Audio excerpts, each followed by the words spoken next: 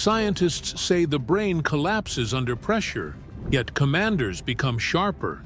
What hidden psychological system reverses fear and turns it into clarity? Under fire, the human brain has only two choices: collapse or evolve. But military commanders do something different. They reprogram their minds in real time, thinking clearly while the world around them is falling apart. This ability is not natural, and it is not taught to civilians. It is a psychological transformation built for war and perfected in moments when survival hangs on a single decision. In 2009, deep inside a remote Afghan valley, a convoy of American soldiers was ambushed from three sides. Gunfire echoed off the mountains like rolling thunder. Dust filled the air. Radio calls overlapped in panic as squads reported incoming fire.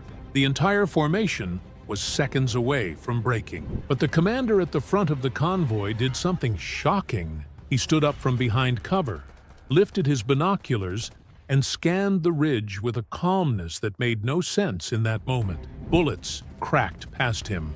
Explosions shook the ground, yet his breathing slowed. His voice stayed steady, and his mind switched into a different mode, a state where chaos felt distant and decisions felt sharp. Soldiers later said it looked unreal, as if he had stepped out of the battle and into a quiet room inside his head. What they witnessed wasn't courage alone. It was a trained psychological shift, a mental system commanders use to reprogram their brains under pressure so they can think when everyone else is falling apart. Military commanders face more than bullets. They face information overload, fear, responsibility, and rapid changes that can paralyze the untrained mind. Their job is not just to survive. Their job is to think clearly while others panic, to make decisions in seconds that shape the outcome of an entire mission. This mental system matters because leadership under fire is not about strength. It is about clarity, the ability to override fear, silence emotional reactions, and guide a team through chaos. While civilians see stress as a threat, commanders are trained to treat stress as data. And this is where military brain reprogramming begins.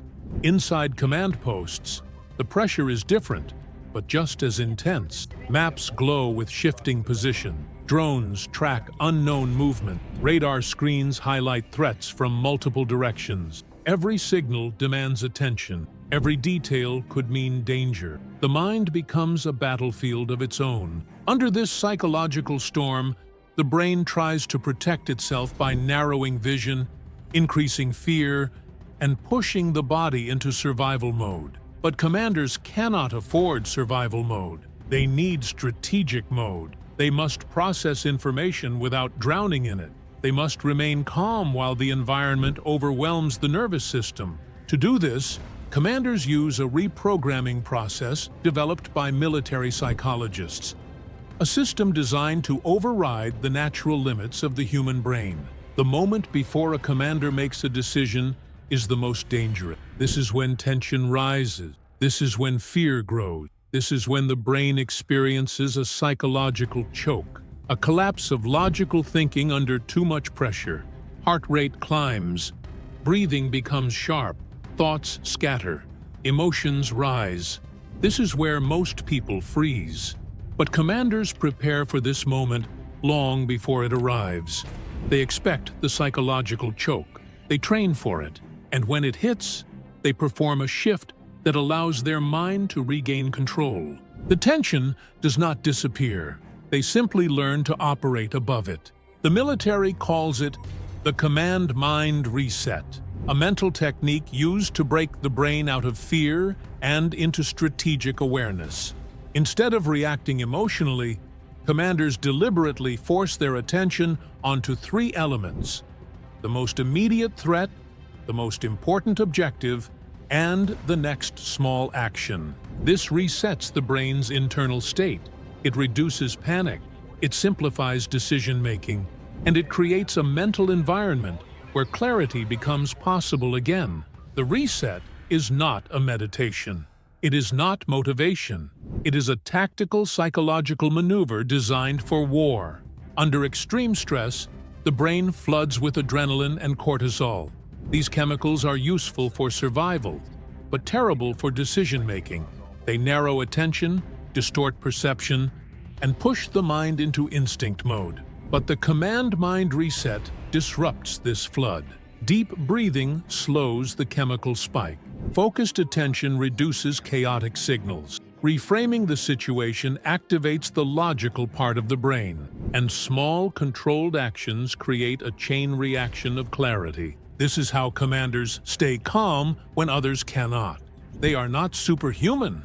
Their brain simply follows a different algorithm, one built through repetition until it becomes automatic. A former Marine officer once described a mission where his unit was surrounded during a night patrol. His radio failed, visibility was near zero, and his team waited for orders that could save or end their lives. He felt panic rising fast. His thoughts scattered. His heartbeat became loud enough to hear. Then he performed the command-mind reset. He slowed his breathing. He focused on what he could see, not what he feared. He identified the nearest safe direction, and he issued a quiet, clear command. His team moved. They regrouped, and they escaped the ambush without losing a single soldier. He later said the mission didn't test his strength. It tested his mind, and the reset saved it. Stress outside the military works the same way. Deadlines, emergencies, pressure, fast decisions, they all trigger the same chemical storm inside the brain. The command-mind reset can be used in everyday life.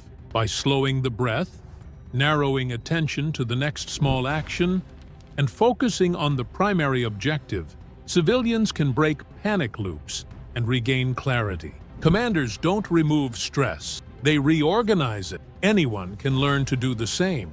Leadership under fire is not the absence of fear. It is the ability to think, while fear is trying to control you. Commanders reprogram their minds to stay logical in moments when emotion wants to take over. This is the real definition of mental strength, and it begins with controlling the brain before the brain controls you.